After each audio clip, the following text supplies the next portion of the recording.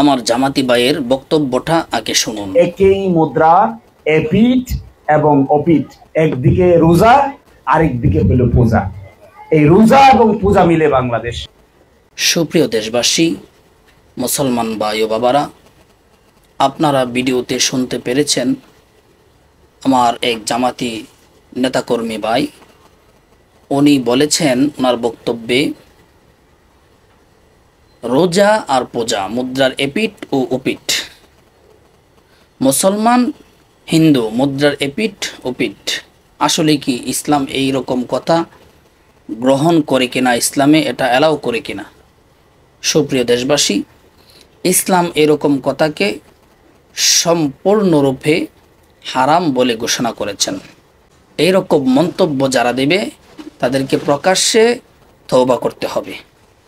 রাসূলুল্লাহ সাল্লাল্লাহু আলাইহি ওয়াসাল্লাম বলেছেন, শিবিরন বিশিবিরিন, এমন একটা যুগ আসবে যখন মুসলমানের সন্তানেরা দলে দলে অমুসলিমদেরকে অনুকরণ করবে, তাদের পূজা মণ্ডপে যাবে, গীতা পাঠ করবে, মন্ত্র পাঠ করবে, ওইখানে গিয়ে উলুধ্বনি দিবে এবং তাদের দেওয়া প্রসাদ তারা খাবে, তাদের সাথে মিশে যাবে, তাদেরকে খুশি করার জন্য এই রকম কিছু কুরুচিপূর্ণ বক্তব্য দিবে এবং ইসলামকে হিন্দু ধর্ম বা বিধর্মীদের সংস্কৃতির সাথে সামঞ্জস্য করে ফেলবে। দেখুন, রাসূলুল্লাহ সাল্লাল্লাহু আলাইহি ওয়াসাল্লামের যুগের পরবর্তী সময় খোলাফা রাশিদিনের যুগে সবচেয়ে বেশি ইসলামের অর্জন এবং মুসলমানদের অর্জন হয়েছিল ওমর রাদিয়াল্লাহু তাআলা আনহুর যুগে।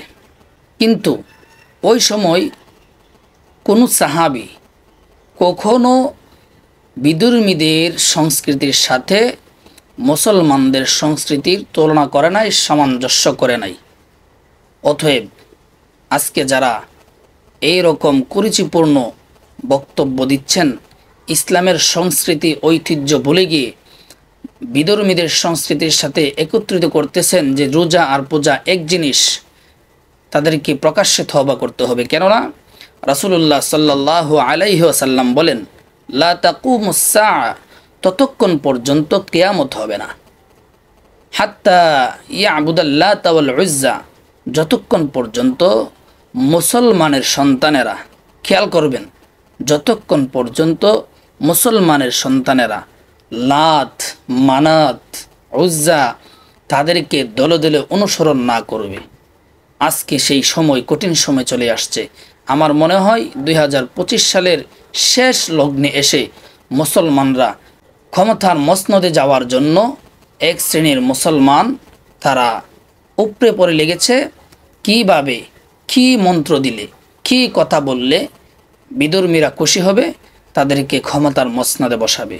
আরে ভাই, আপনি ক্ষমতার মসনদে যাওয়ার জন্য আপনি রাসূলুল্লাহ সাল্লাল্লাহু আলাইহি সাল্লামের আদর্শ বলে যাচ্ছেন, আপনি দিন বলে যাচ্ছেন, আপনি দিন থেকে আপনি চলে যাচ্ছেন, আপনার ঈমান হারা হয়ে যাচ্ছে, আপনার ইসলামী সংস্কৃতি ঐতিহ্য বলে গিয়ে তাদেরকে খুশি করার জন্য এমন কিছু বাক্য বলছেন যে বাক্যগুলোতে আপনি ঈমান হারা হয়ে যাচ্ছেন।